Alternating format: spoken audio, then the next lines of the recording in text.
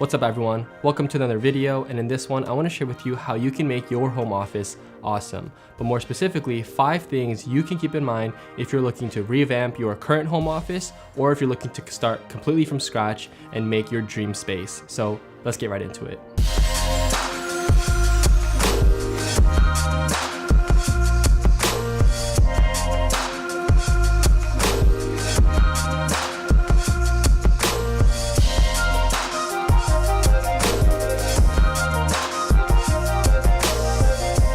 This video is sponsored by Trifo, and I'll be talking more about the product they sent me in a little bit.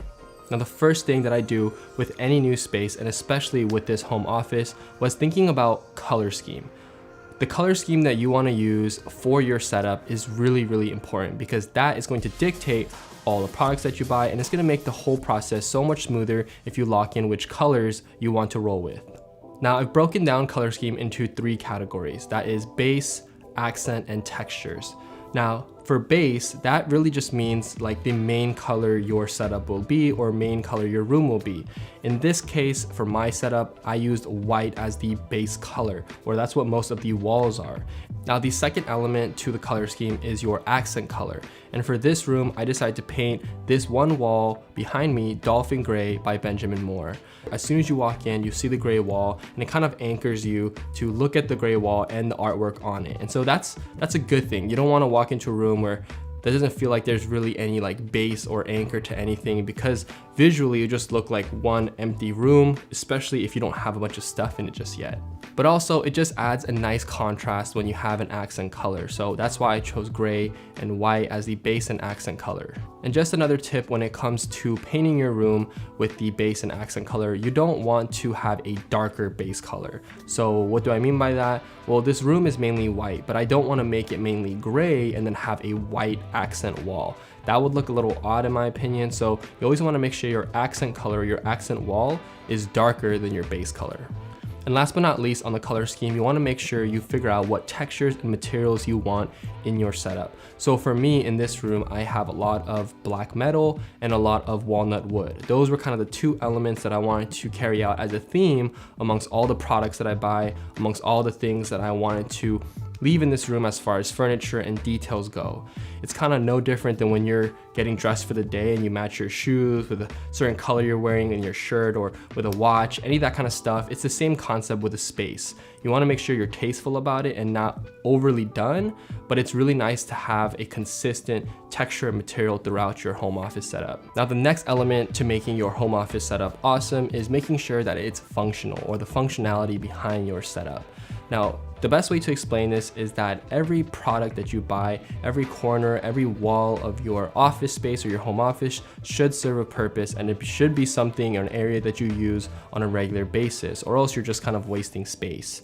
And with this room, it's pretty small. Maybe a lot of you guys also have small spaces, so it's crucial that you maximize every square foot that you have in your room. So you'll notice in my home office, one section right here, it's the desk setup, and that's where I do all my work, where I spend most of my time. Everything is catered around the work mode. And then right behind me, I have a couch, and that's kind of my lounge setup. And the lounge setup and all the items around the couch contribute to kind of relaxing and winding down, and it's not really in the work mode. This section of my room is for storage, and so a lot of my gear is here, my charging stations here, and everything here is pretty much functional because I'm regularly interacting with it. I'm grabbing stuff all the time, charging things all the time. The last section of my room is this closet, which I redesigned. I did a whole video on how I did that. I'll link it over here. But typically this closet is where I store my camera gear, my backpacks, my Pelican cases, and some of the boxes of things that I want to keep just in case I sell items later. But for the most part, all my bigger items that need to be stored are in this closet, and I also use this one shelf for, changing out my camera rigs or packing lenses, etc. So when it comes to designing your home office and you're buying new items, especially big things like storage or a desk or a couch, just make sure that all the things you buy are serving a purpose for you in the given space. You want to make sure that your whole room is being used and you're not just spending a ton of money for just your desk setup and then neglecting all the other sections of your room. The next step is to figure out lighting. I think lighting is really important when it comes to your home office setup, especially if you're working from home. So when it comes to lighting, the first thing you want to do is have a big primary light source. Now, behind me, I have a window and that's my primary light source, but not every room is gonna have a window. I know some rooms don't have access to a big window like this. And so if you notice in the corner of my office, I also installed this huge kind of softbox light dome, which also introduces a lot of light in the evening. And so I'm always trying to emulate large light sources no matter what time of day it is, because I've noticed that I just work better when there's more light in front of me or in the space. And so that's pretty crucial. And the second thing is making sure that the light that's coming into your space is soft or diffused. Obviously, you guys see that there's a window right in front of my desk. A common question that I get is, isn't it annoying when the light is shining through and it's kind of blinding you? The answer is yes, but I have these blinds that I installed, so when it's too bright outside, I lower the blinds down and the light still comes in, but it's diffused and it's filtered, so it's not harsh. So you want to do something similar if you're deciding to put your desk near your window or if you have any direct sunlight sources. And at night, when I turn on this Aperture 120D light that I installed into the ceiling, I have this big softbox on it. And what this does is, it's no different than a sun coming through filtering shades. Essentially, this light is coming through this huge softbox, which creates this huge soft light source. And the last thing on lighting is to figure out your practical light sources, or lamps, little tiny things around the space that really make you feel more cozy, in my opinion. So you notice behind me, I have a floor lamp, I have a desk lamp. To be honest, they're not really doing anything like providing a ton of light in the space as the primary light sources, but it just adds a nice touch and it makes me feel a little bit more inspired when I see nice warm hues throughout the day or in the evening. Now, the fourth piece to make your home office setup awesome is to make sure you have your storage figured out. And more specifically, the things to keep in mind to not clutter up your space. I already told you guys I use the Husky chest and the closet for storage solutions, but more so from the mindset standpoint, I want to encourage you to not hoard boxes. This is huge because a lot of people are getting things shipped to them from online companies, or you're just ordering a bunch of stuff online and you get boxes, you get shipments, but you want to make sure you don't let those boxes stack up in your home office or in your space, because it'll make you feel super cluttered. And once you add one box, then another box shows up, and before you know it, you're drowning in a bunch of boxes that you need to break down. And this is one way to kill your productivity if you don't feel like your space is clean or it's spacious. The second thing is to assign a home to all your items. I talk about this in another video, but make sure that everything you own is assigned to a certain spot in your home office. Don't just like have things out and then just keeping things to keep them. You know what I mean? Make sure that they're tucked away in a spot that when you remove that item, you know exactly when you're finished with it, you're gonna put it back in that same exact spot. And this really helps with making sure you don't buy things you don't need. It helps you make sure that you know where everything is located. It just keeps most of your stuff organized if you assign a home to everything you have. I think there's a common misconception that when you have a space, you just need to fill it with things, right? You fill it with a bunch of stuff, a bunch of accessories, but honestly, you guys don't know this, but this room remained empty for a very long time when I first moved into this house with my wife. I kept it empty because I just didn't want to rush the process of buying a bunch of stuff. So when it comes to building out your home office, don't rush the process, you know, just because you see all these setup videos on YouTube. Be super intentional about every single item that you place in your room. Make sure it's something that you're proud to have, proud to own, or that you worked hard for, or it's something that just makes you happy to look at. Be okay with having empty spaces in your home office in the beginning when you're first building it out. Now, the last thing for an awesome home office is making sure that it remains clean and it's not cluttered.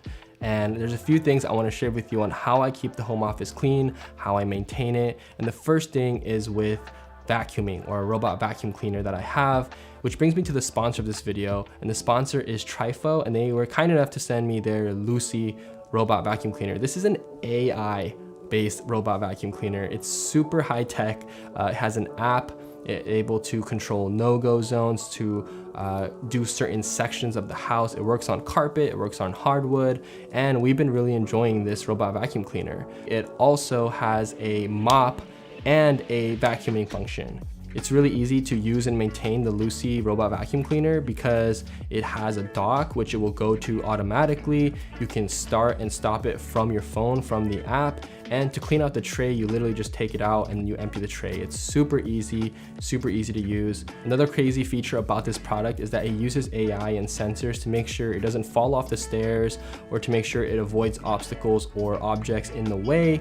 And it has a security function. There's like a camera in the cleaner that you can view for security purposes when the robot vacuum cleaner is being used around the house. Now, there's nothing wrong with just using a regular vacuum cleaner around the house, but it is really nice having something like this that can save you even an hour of your time from vacuuming all around the house and doing it automatically. And for me, even if it's just an hour that I'm saving, it's worth the money.